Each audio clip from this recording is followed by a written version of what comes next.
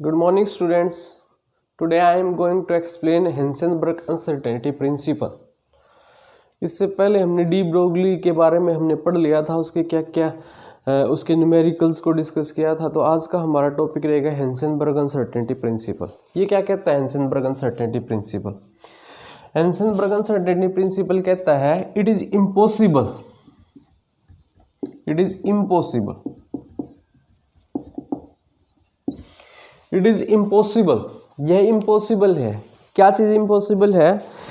To measure simultaneously the position and momentum of a smaller particle with certainty. It is impossible to measure simultaneously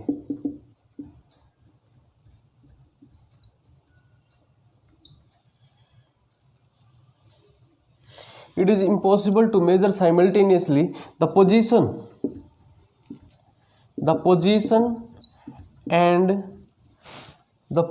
and momentum of a smaller particle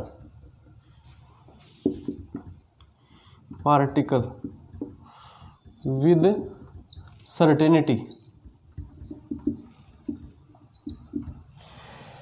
it is impossible to measure simultaneously, एक साथ हम calculate नहीं कर सकते accurately position and momentum of a smaller particle like electron. देखो ये statement क्या है, अब उसको डिस्कस करते हैं हम। ये स्टेटमेंट क्या बताई? देखो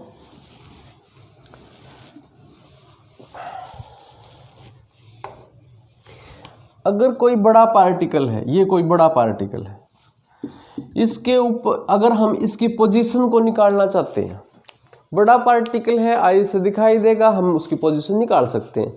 जो छोटा पार्टिकल है, जो माइक्रोस्कोपिक है, जो दिखाई नहीं दे रहा है, तो उसको हम कैसे कैलकुलेट करें? अब इलेक्ट्रॉन है, ये कोई एटम है, इसके अंदर इलेक्ट्रॉन सेल के अंदर मूव करता है, ये इलेक्ट्रॉन इस सेल के अंदर मूव करता है। अब इलेक्ट्रॉन की पोजीशन अभी हमने बताया, डी ब्रोगली ने बताया था कि पार्टिकल नेचर है, वेव नेचर है। तो पार्टिकल नेचर है, वेव नेचर है। अगर पार्टिकल नेचर है तो ठीक है, उस सर्कल के अंदर से मूव करने लग रहा है। अगर वेव नेचर है तो क्रैश और ट्रफ की फॉर्म में जाएगा। अब हम देखना चाहते हैं कि इलेक्ट्रॉन वास्तव में वेव कितनी बड़ी बनाता है और किस स्पीड से, किस वेलोसिटी से चलता है। हम ये दोनों चीज कैलकुलेट करना चाहते हैं। हम डी ब्रोगली को आगे बढ़ाना चाहते हैं, हेंसेनबर्ग उसको और आगे एक्सप्लेन करना चाहता है। तो कैसे एक्सप्लेन किया इसने? अब देखो,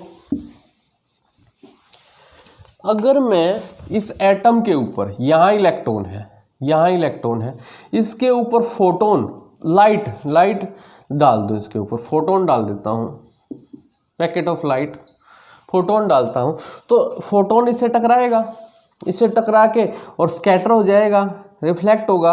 और यहां मैंने एक माइक्रोस्कोप लगा दिया है और उससे हम इसकी पोजीशन को देख लेते हैं। यहाँ पे कोई इलेक्ट्रॉन, कोई पार्टिकल इसके रास्ते में आएगा, वहाँ से डेविएट हो जाएगा, ये प्रेजेंट है। ये तो एक सिंपल सी बात हुई।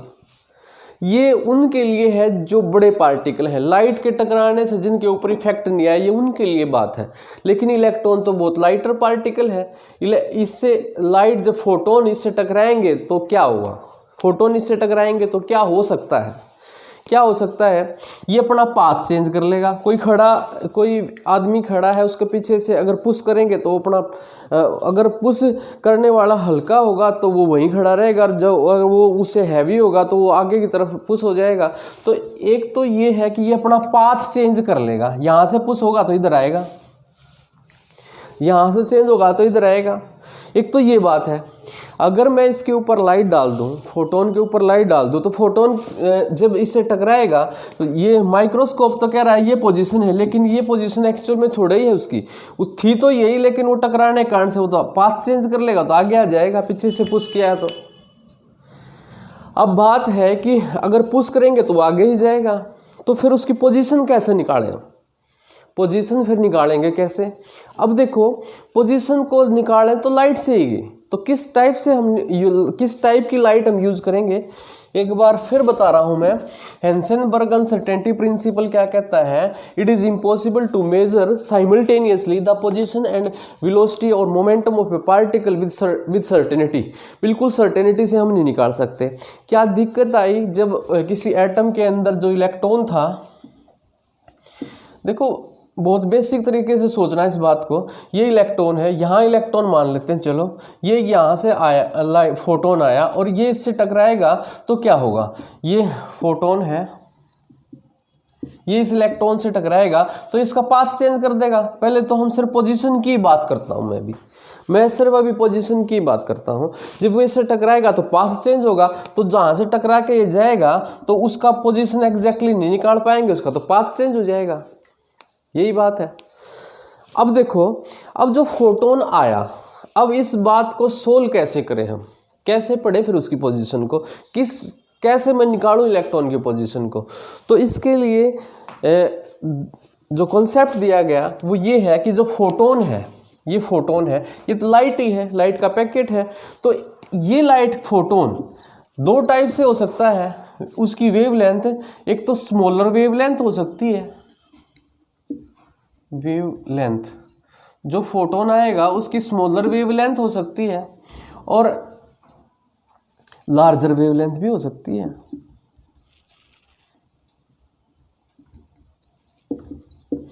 स्मॉलर वेवलेंथ भी हो सकती है, लार्जर वेवलेंथ भी हो सकती है। अगर स्मॉलर वेवलेंथ है तो कैसा फोटोन होगा, लार्जर वेवलेंथ है तो कैसा फोटोन होगा। जिसकी वेवलेंथ छोटी होती है, कम होती है, उसकी एनर्जी, जिसकी वेवलेंथ जो जल्दी जल्दी चलता है, जिसकी भी वेवलेंथ छोटी होती है उसकी एनर्जी ज़्यादा होती है, वो हाई एनर्जी का होता है, उसकी हाई एनर्जी होती है। जिसकी वेवलेंथ छोटी होती है उसकी हाई एनर्जी होती है, हाई एनर्जी होगी, और जिसकी वेवलेंथ बड़ी होगी उसकी स्मॉलर एनर्जी होगी, स्मॉलर एनर्जी होगी। तो एनर्जी, अब देखो एक फोटोन एक इलेक्ट्रॉन के ऊपर आया, एक फोटोन है वो एक इलेक्ट्रॉन के ऊपर आएगा। अब हम इस कॉन्सेप्ट को पढ़ेंगे। ये कोई एटम है, यहाँ इलेक्ट्रॉन है, ये फोटोन आया। अब ये फोटोन की, या तो इस फोटोन की जो फोटोन है जो आएगा उसकी स्मॉलर वेवलेंथ हो सकती है, लार्जर वेवलेंथ हो सकती है। अगर उसकी वेवलेंथ, अगर वेवलेंथ उसकी स्मॉलर हुई, ये फोटोन आया, ये फोटोन है, इसकी वेवलेंथ, अगर पहला केस हुआ वेवलेंथ छोटी हुई, वेवलेंथ छोटी है तो एनर्जी कैसी होगी, ज़्यादा। स्मॉलर वेवलेंथ है, एनर्जी ज़्यादा है, ज़्यादा एनर्जी का है ये। अगर ज़्यादा एनर्जी का है तो इससे टकराएगा, इससे टकराएगा, और इससे टकराएगा, टकराते ही तेजी से टकराएगा, एकदम वहाँ चला जाएगा माइक्रोस्कोप के पास। तो इसकी पोजीशन एग्जैक्ट निकाली जा सकती है, हालांकि इसकी बाद में बदल जाएगी, टकराने के बाद उसकी पोजीशन बदल जाएगी, लेकिन जब तक वो वहाँ जाएगा, एनर्जी ज़्यादा है, तेजी से आया, टकराते ही चला गया, तो उसकी एग्जैक्ट पोजीशन हम निकाल पाएंगे। अगर वो धीरे धीरे जाता, अगर ये ज़्यादा वेवलेंथ का मैं यूज़ करता, इसकी जगह पे मैं ज़्यादा वेवलेंथ का यूज़ करता, तो टकराता, कम एनर्जी से टकराता, धीरे धीरे वहाँ तक जाता, जब तक वो इसको दिखाता तो ये तो यहाँ पहुँच चुका होता है, ये यहाँ पहुँच चुका होता है ये। तो ऐसे अगर हमें पोजीशन एग्जैक्ट निकालनी है, सिर्फ पोजीशन की बात की मैंने भी, अगर किसी इलेक्ट्रॉन की पोजीशन हमें एग्जैक्ट निकालनी है तो फोटोन जो आएगा वो कैसी वेवलेंथ का यूज़ करना चाहिए, कैसी एनर्जी का यूज़ करना चाहिए, ज़्यादा एनर्जी का। और ज़्यादा एनर्जी के पास वेवलेंथ स्मॉलर होती है, तो छोटी वेवलेंथ का अगर फोटोन हम डालेंगे तो हम पोजीशन को एग्जैक्ट निकाल पाएंगे। जब तक कि वो चेंज करेगा तब तक हम उसको देख पाएंगे, तब तक तो हमें वो दिखाई दे जाएगा। तो अगर पोजीशन एग्जैक्ट निकालनी है तो हमें वेवलेंथ, स्मॉलर वेवलेंथ का हमें क्या क्या फोटोन यूज करना चाहिए। अगर ये कहता है, लेकिन जैसे ही ज़्यादा एनर्जी टकराएगी, वेलोसिटी में क्या चेंज होगा, वेलोसिटी तो ज़्यादा हो जाएगी, तो वेलोसिटी में ज़्यादा चेंज आएगा।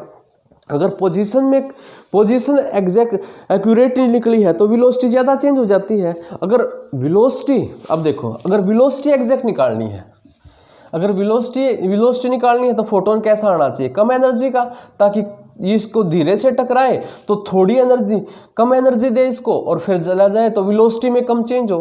तो अगर वेलोसिटी एग्जैक्ट निकालनी है, वेलोसिटी को एक्यूरेटली निकालना है तो कम एनर्जी का डालना है तो बड़ी वेवलेंथ का डालना पड़ेगा फोटोन, और अगर पोजीशन को एक्यूरेटली निकालना है तो ज़्यादा एनर्जी का डालना पड़ेगा, स्मॉलर वेवलेंथ का डालना पड़ेगा। तो यही बताया है हेंसेनबर्ग ने। हेंसेनबर्ग कहता है कि अगर दोनों चीज़ आप निकालना चाहते हो तो दोनों चीज़ को एक साथ एक्यूरेटली आप नहीं निकाल सकते। क्यों नहीं निकाल सकते? क्योंकि हमें फोटोन या तो कम एनर्जी का, कम वेवलेंथ का यूज करना पड़ेगा, ज़्यादा वेवलेंथ का। कम वेवलेंथ का यूज करेंगे तो पोजीशन एक्यूरेटली निकलेगी, और ज़्यादा वेवलेंथ का यूज करेंगे तो वेलोसिटी एक्यूरेटली निकलेगी।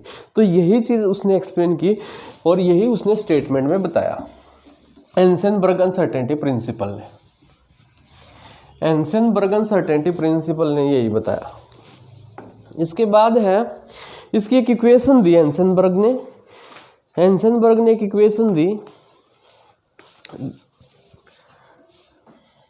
Delta x m delta we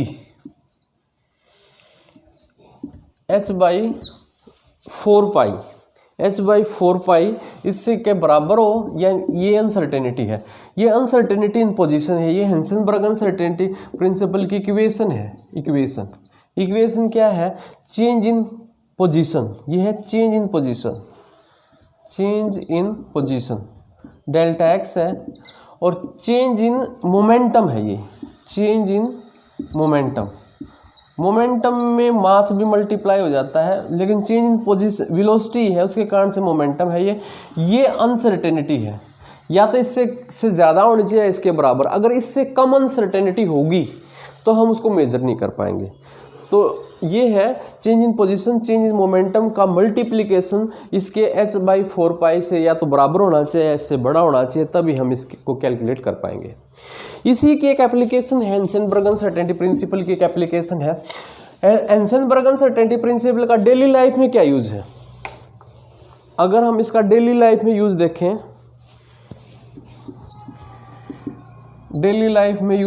तो क्या यूज है? कोई यूज नहीं है। हेंसेनबर्ग अनसर्टेनिटी प्रिंसिपल का डेली लाइफ में कोई यूज नहीं है, क्योंकि अगर हम बड़े पार्टिकल के ऊपर लाइट डालेंगे तो ना तो उसकी पोजीशन चेंज हो और ना ही उसकी वेलोसिटी चेंज हो। अगर कोई चूहा भागने लग रहा है, उसके ऊपर अगर हम लाइट डाल दें तो वो ना पोजीशन चेंज कर सकता ना वेलोसिटी, बस है उसके ऊपर भी नहीं। तो ये सिर्फ उन्हीं छोटे पार्टिकल्स के लिए है जो इलेक्ट्रॉन जैसे छोटे पार्टिकल हैं, और इलेक्ट्रॉन जैसे छोटे पार्टिकल हम एवरीडे लाइफ में यूज़ नहीं करते, इसलिए हेंसेनबर्ग अनसर्टेनिटी प्रिंसिपल का हमारी जो एवरीडे लाइफ में है वो कोई यूज नहीं है। इसी से की एक एप्लीकेशन है, why electron can not exist in the nucleus. इसी के हेंसेनबर्ग अनसर्टेनिटी प्रिंसिपल की एक एप्लीकेशन है, why electron can not exist in the nucleus. Why electron can not exist in the nucleus. Nucleus में क्यों नहीं रह सकता electron? Why electron can not exist in the nucleus. Nucleus में क्यों नहीं रह सकता? मान लो ये न्यूक्लियस है, इसमें एक इलेक्ट्रॉन एंटर कर जाता है। मान लो एक न्यूक्लियस के अंदर इलेक्ट्रॉन एंटर कर जाता है, क्यों नहीं रह सकता? वो एक्सप्लेन करने लग रहे हैं हम। जब इसके ऊपर फोटोन डालेंगे तो चेंज इन पोजीशन, जो मैक्सिमम पोजीशन, पाथ कितना चेंज हो सकता है? Change in position maximum nucleus के डायमीटर के बराबर, और वो किस ऑर्डर का होता है? इस ऑर्डर का होता है। न्यूक्लियस के डायमीटर के बराबर तो मैक्सिमम चेंज इन पोजीशन हो सकती है, और चेंज मास इलेक्ट्रॉन का फिक्स है, मास भी फिक्स है। चेंज इन वेलोसिटी निकाल देते हैं, delta x m delta v is equal to h/4 pi. Delta x है 10⁻⁻15, मास 9.1 10⁻⁻31 है, और चेंज इन वेलोसिटी हम निकाल लेते हैं। h की प्लैंक्स कांस्टेंट की वैल्यू है, फिक्स होती है, और इसके बाद 4 पाई की वैल्यू भी फिक्स होती है। ये सारा हम सोल्व कर ले तो वेलोसिटी कितनी आ जाएगी? 5.7 10⁻10 मीटर पर सेकेंड। मतलब क्या है कि अगर इलेक्ट्रॉन न्यूक्लियस के अंदर एंटर कर जाए तो वो इस वेलोसिटी से इतनी स्पीड उसकी बढ़ जाएगी, जो इसकी वेलोसिटी है वो इतनी वेलोसिटी और ऐड हो जाएगी, और ये वेलोसिटी है वेलोसिटी ऑफ लाइट से भी ज़्यादा है, और कोई भी पार्टिकल वेलोसिटी ऑफ लाइट से ज़्यादा चल नहीं सकता, मूव नहीं कर सकता, उसके अंदर से निकल आएगा वो। और उसके कारण से इसी कारण से हम एक्सप्लेन करते हैं कि इलेक्ट्रॉन कैन नॉट एग्जिस्ट। इतनी वेलोसिटी से न्यूक्लियस चल ही नहीं सकता इलेक्ट्रॉन, और न्यूक्लियस में जाएगा तो इतनी वेलोसिटी से चलना पड़ेगा उसको, इसलिए इलेक्ट्रॉन न्यूक्लियस के अंदर एंटर नहीं कर सकता। Why electron can not exist in the nucleus, मान लो एंटर कर जाता है, चेंज इन पोजीशन मैक्सिमम जो हो सकती है वो न्यूक्लियस के डायमीटर के बराबर, मास उसका फिक्स है, वेलोसिटी हमने निकाल ली, वेलोसिटी ऑफ लाइट से भी ज़्यादा हो जाती है। जब न्यूक्लियस के अंदर एंटर करेगा इलेक्ट्रॉन तो उसकी वेलोसिटी लाइट की वेलोसिटी से भी ज़्यादा हो जाएगी, इसीलिए electron can not exist in the nucleus.